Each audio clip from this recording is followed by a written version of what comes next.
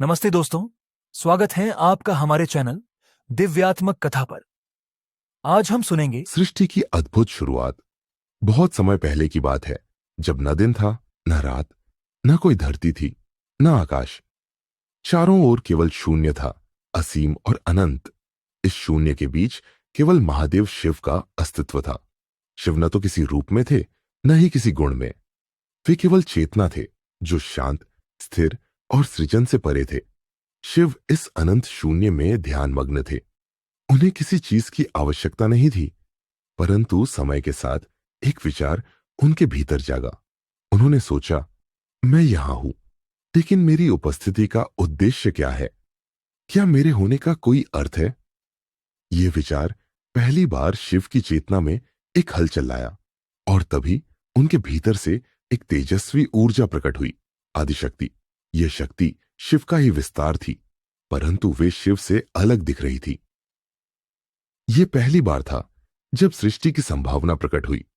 जब आदिशक्ति प्रकट हुई, तो उन्होंने शिव से कहा, हे महादेव, आप शून्य है, आप स्थिरता है, लेकिन स्थिरता में जीवन नहीं है। मैं आपकी शक्ति हूं। आपके साथ मिलकर मैं सृष्टि का निर्माण कर सकती हूं। जब तक आप और मैं एक नहीं होंगे, तब तक यह शून्य ऐसे ही रहेगा। शिव ने शक्ति की बात को ध्यानपूर्वक सुना और कहा, तुम सही हो, मैं स्थिर हूं, लेकिन तुम्हारे बिना निष्क्रिय। तुम्हारे बिना मैं केवल शांति और शून्यता हूं। तुम मेरे बिना अधूरी हो, और मैं तुम्हारे बिना। हमारे मिलन से ही कुछ नया जन्म ले सकता है। शिव और शक्ति का मिलन हुआ, और उस मिलन से एक अद्भुत तेज उत्पन्न हुआ। इस तेज से हिरण्यगर्भ, स्वर्ण अंड की रचना हुई। ये हिरण्यगर्भ ब्रह्मांड का बीज था। इसमें संपूर्ण सृष्टि का रहस्य छिपा था। शिव ने अपनी चेतना से इसे स्थिरता दी। शक्ति ने अपनी ऊर्जा से इसे गति और जीवन दिया। धीरे धीरे हिरण्यगर्भ के भीतर से ब्रह्मांड के सभी तत्व प्रकट हुए। आकाश, वायु, अग्नि, जल और पृथ्वी। इन्हीं पंचतत्वों से पूरी सृष्टि का निर्माण हुआ। त्रिदेवों की उत्पत्ति। हिरण्यगर्भ के भीतर से तीन मुख्य शक्तियां प्रकट हुई, जिन्हें हम त्रिदेव के रूप में जानते हैं। एक, ब्रह्मा, जो सृष्टि के रचयिता बने। दो, विष्णु, जो सृष्टि के पालनकर्ता बने। तीन, महेश, शिव, जो सृष्टि का संहार करते हैं ताकि पुनर्निर्माण हो सके। शक्ति ने त्रिदेवों को उनका कार्यभार सौंपा। ब्रह्मा ने धरती, आकाश और जीव जंतुओं का निर्माण किया। विष्णु ने इस सृष्टि को चलाने और संतुलन बनाए रखने का काम संभाला, और शिव ने संहार और पुनर्निर्माण की जिम्मेदारी ली, ताकि ब्रह्मांड का संतुलन बना रहे। अर्धनारीश्वर का प्रकट होना। शिव और शक्ति ने यह दिखाने के लिए अर्धनारीश्वर का रूप धारण किया।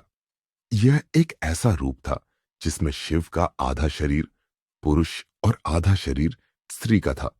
यह रूप इस बात का प्रतीक था कि ब्रह्मांड में पुरुष और स्त्री, चेतना और ऊर्जा का बराबर योगदान है। शक्ति ने कहा, हे शिव, हमारा यह अर्धनारीश्वर रूप संसार को यह सिखाएगा कि जीवन में स्थिरता, पुरुष तत्व और गति, स्त्री तत्व का संतुलन होना जरूरी है। अगर यह संतुलन बिगड़ा तो सृष्टि नष्ट हो जाएगी।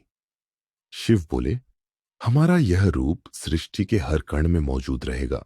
हर जीव, हर तत्व, हर चीज में चेतना और ऊर्जा का यह मेल रहेगा। यही ब्रह्मांड का नियम होगा। शिव और शक्ति का संदेश इस तरह। शिव और शक्ति ने मिलकर सृष्टि की शुरुआत की। उनके इस एकत्व ने यह संदेश दिया, एक, शिव पुरुष और शक्ति स्त्री का मेल सृष्टि के लिए अनिवार्य है। दो, स्थिरता और गति, चेतना और ऊर्जा, विचार और क्रिया, इनके संतुलन से ही जीवन चलता है। थ्री, ब्रह्मांड के हर कण में शिव और शक्ति का एकत्व मौजूद है। शिव और शक्ति की यह कहानी सिखाती है कि जीवन में संतुलन कितना महत्वपूर्ण है। शिव बिना शक्ति के शव है, और शक्ति बिना शिव के अधूरी। दोनों का एक साथ आना ही सृष्टि को जन्म देता है। यह हमें यह भी सिखाता है कि पुरुष और स्त्री का योगदान जीवन में समान रूप से जरूरी है। इस प्रकार शिव और शक्ति के मिलन से यह अनंत ब्रह्मांड अस्तित्व में आया।